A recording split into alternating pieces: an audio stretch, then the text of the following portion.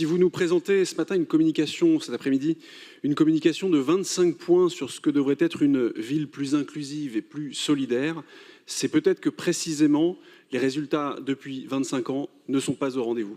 Et c'est peut-être là la première contradiction de ce texte, voire même finalement son premier constat d'échec. Ça fait 25 ans que vous dirigez la ville de Paris, ça fait 25 ans que vous nous parlez d'inclusion, ça fait 25 ans que vous nous parlez de solidarité, de cohésion, de vivre ensemble. Je disais avec une collègue tout à l'heure, c'est un peu le bingo de la gauche parisienne. Et pourtant,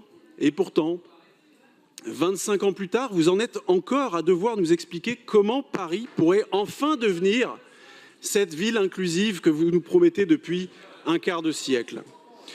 Le sujet n'est plus celui des intentions, mais celui des résultats. Parce que les intentions, elles sont toujours excellentes, mais ce sont les résultats qui comptent. Et c'est justement ce que l'on peut reprocher à cette communication, de n'être au fond finalement qu'une communication. Des déclarations d'intention, des déclarations de principe, des engagements, ça, cette communication n'en manque pas, mais des actions concrètes, des objectifs chiffrables et mesurables, des résultats tangibles, là c'est beaucoup plus difficile à trouver. Car vous avez beau vous parer de toutes les vertus, les beaux discours finissent toujours par se heurter au réel, et le réel, il est cruel.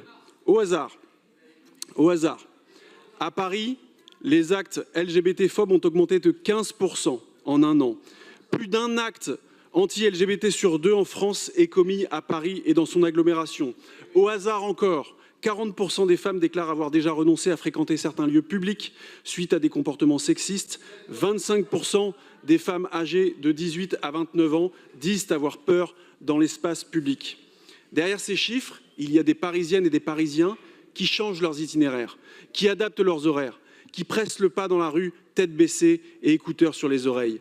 Derrière ces chiffres, il y a des couples qui évitent certains lieux, qui s'abstiennent de s'embrasser ou de se tenir par la main. Bref, des Parisiennes et des Parisiens qui ont consciemment ou inconsciemment intégré des stratégies d'évitement et qui s'invisibilisent de l'espace public.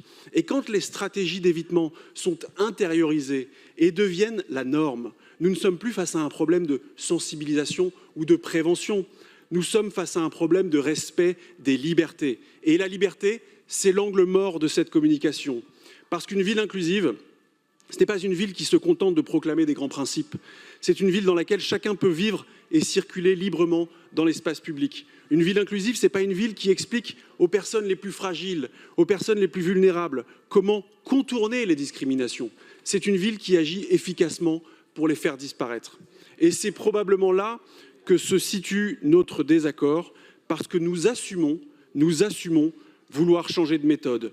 Moins de communication, plus d'action. Moins d'affichage, plus de résultats. Et surtout, moins de gadgets, moins de cosmétiques. Quand les femmes du nord-est parisien, sous-représentées dans l'espace public, s'autocensurent, vous leur proposez de les visibiliser en érigeant des statues de femmes illustres comme à la porte de la Chapelle, en féminisant des noms de rue ou en exposant des photographies de femmes dans des quartiers où elles ne mettent plus les pieds. Une femme ne se sent pas plus libre de circuler parce qu'elle passe devant une statue d'une autre femme. Les commerçants, les riverains et les associations du Marais ne sont pas mieux protégés parce que vous repeinturlurez les passages piétons ou parce que vous pavoisez les bâtiments publics aux couleurs de l'arc-en-ciel, tout en leur refusant, dans le même temps, les dispositifs de vidéoprotection qu'ils réclament depuis des années. Et je le rappelle, la préfecture de police autorise les demandes de vidéoprotection qui sont déposées par la ville. Et je me permets de le rappeler pour réagir tout à l'heure à l'exercice de mansplaining de monsieur le maire à l'égard de ma collègue Tissandier qui lui a expliqué que la ville de Paris n'avait rien à voir avec la vidéoprotection. Voilà peut-être ce qui nous sépare. Vous raisonnez en visibilité, nous raisonnons en liberté. Vous raisonnez en symbole, nous raisonnons en action. Vous raisonnez en affichage, nous raisonnons en résultat. Les discriminations ne reculent pas à coups de symboles et de communication. Elles reculent lorsque la puissance publique protège effectivement celles et ceux qui en sont victimes. Et ça suppose, et oui, parfois, des choses beaucoup moins spectaculaires, c'est vrai.